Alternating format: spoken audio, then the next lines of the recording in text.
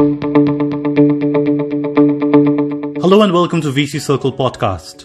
I'm your host, Joseph Rai. In this episode, we will be in conversation with Harsh Pokharna, co-founder and CEO of OkCredit. OkCredit is a mobile app for small business owners and their customers to enable digital recording of credit and payment transactions. In a span of less than 2 years, OkCredit has raised $83 million. This includes the $67 million it raised as part of its Series B funding round led by Lightspeed and Tiger Global in September last year.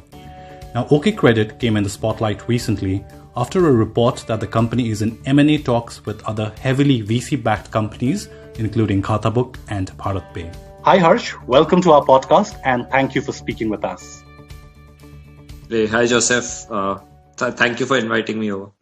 Cool. So we'll come to reports about your potential M&A in a bit. That has created quite a buzz. But tell our listeners first about OkCredit's core business performance during the lockdown. You tweeted recently that OkCredit saw $7 billion worth of transactions from 5.5 million active merchants in September, surpassing pre-COVID levels. Yes, that's right. So let me go back to the starting of the lockdown, right? So at the start of the lockdown, basically what we saw a dip in our number of active users, and we also saw a dip in the number of transactions that they were recording, compared to pre-COVID. Okay. And there are two reasons for that. Mm-hmm. The first reason was that a lot of stores were shut. Right. We have both essentials and non-essentials categories as our users, and we saw more impact on the non-essentials category. Okay. But also a little impact on essentials category because they were, dealing with limited manpower. They had a lot of supply side disruptions that they had to face. Mm-hmm. So we definitely saw a dip in the number of active users. Mm-hmm.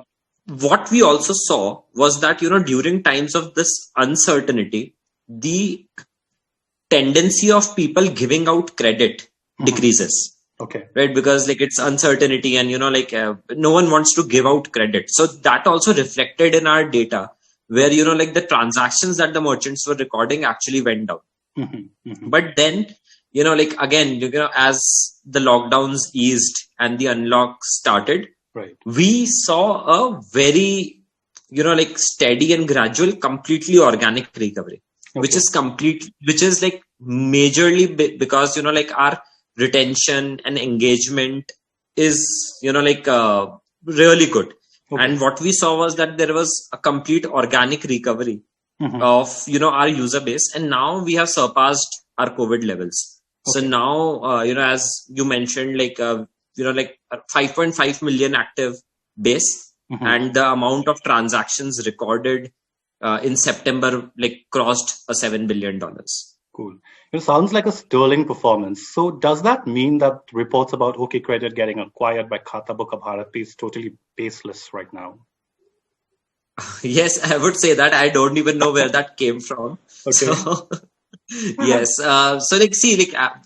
We have a great set of backers, right? We have a stunning team. Our user base is very sticky mm-hmm. and we have been performing really well. So I'll tell you, a majority of our user acquisition happens through word of mouth, okay. right? And the virality that the product has in itself, mm-hmm. right? So that's going great. The retention and engagement, actually, we saw an increase in our retention and engagement pre-COVID, which mm-hmm. is an awesome sign. The recovery has been organic. Mm-hmm. The team is completely motivated. So I do not see any reasons for, these reports to be true, very frankly. Okay. But what about, will you be open to a merger in the future? If not, no, so we are not right now. I think we are in a good position where, mm-hmm. We have sufficient runway. Mm-hmm. We have, a great product roadmap that we really want to execute on. We have, an awesome team that we hired over the last year. Mm-hmm. And also we have these, good backers on our cap table. Right. Who are completely supportive. So I do not see any reasons for an M&A to be happening in the future. Okay, you talked about this in a roadmap that you have for the future. Can you give a glimpse into that? Yeah, definitely. So, along with OkCredit, so another trend which we observed at the start of lockdown was that because the stores were closed, a lot of these businesses started selling on WhatsApp.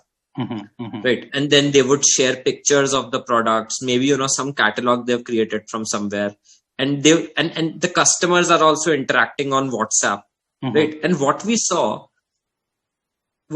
realized that actually there's a need for businesses to sell online, and that is when we actually launched a feature inside OkCredit, which was which came in the media as a nearby feature. So to enable, a store owner to quickly create their catalog and then share that catalog on WhatsApp or Facebook or Instagram, wherever they want to, so that they can start getting orders directly rather than depending on an aggregator.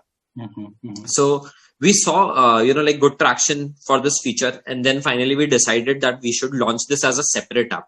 So we released OK Shop recently. Okay. And so that is a part of our product roadmap. So, we released it 1.5 months back. So we are actively working on it and, adding a lot of features that our users are asking for. That is something we are working on. Apart from that, basically we have also working on the payment links. So, for OkCredit, the core value proposition is that your collections get faster. Right. So in that value proposition, it makes sense to, for the merchant to send an online payment link to the customer so that the customer can pay online in case they do not want to come to the store. Right. So that is something that we are working on. There are other things also, but, I would possibly talk about them later once we have released them. All right. But will you look to acquire smaller assets in the market to diversify your business? Because a lot of fintech firms are doing that just to diversify the markets. Or do you intend to build products in-house? No. So actually, we would be happy to, acquire, companies who share, the vision that we have. And, we are always looking for great teams, right? Because small teams can do so much more than that entrepreneurial spirit. So we are always looking for that, and we are quite open to explore such opportunities. In fact, we have also explored a couple of opportunities in that regard. What kind of assets are they? Different, right? Fintech assets, a lending company, another remittance company. Okay. Can you give us some color on revenues and on EBITDA? And by when do you think you'll start generating substantial cash? Because at least till the FY19 filings, generating revenue was, still a struggle. That's what we understand.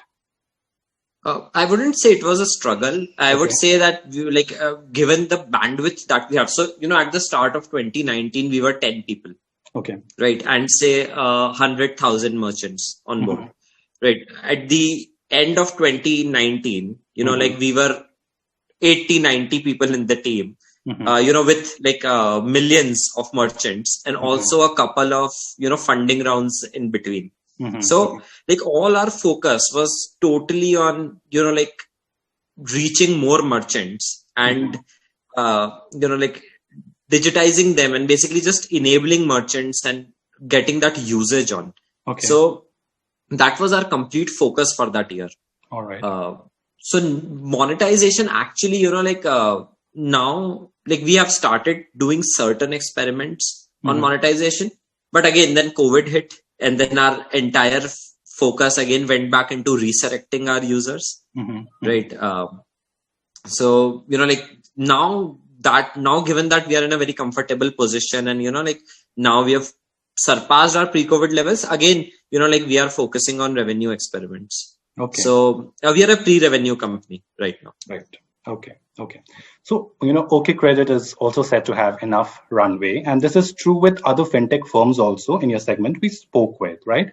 So what factors do you think will drive the next round of fundraise? And when do you expect to hit the market for a fundraise? Will we see that happening anytime soon?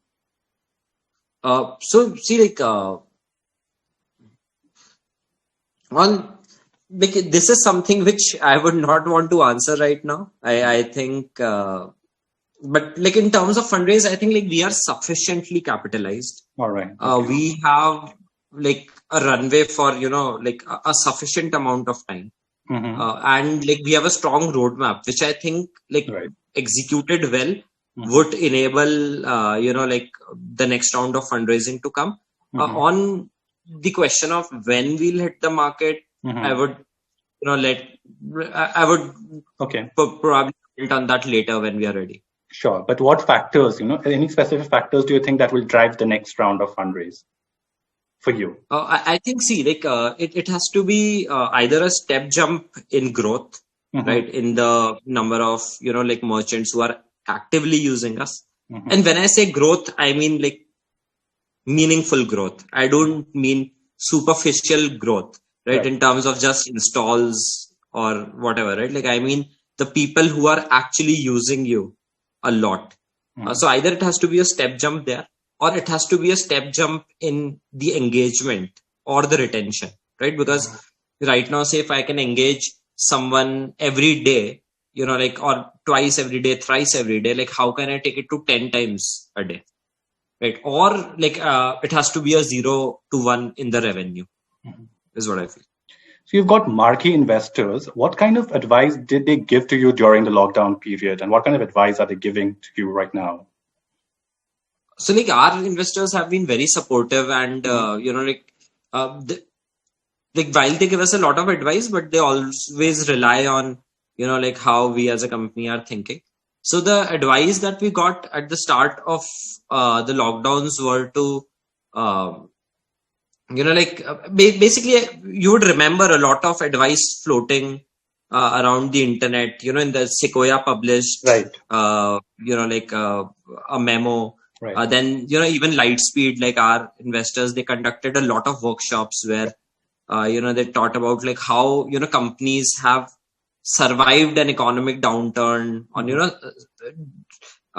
in the past. So a lot of that was very useful in terms of, how you can control your cash runway, how you can get your users back, how you can keep your employee morale high, right? So a lot of that advice actually came in very handy.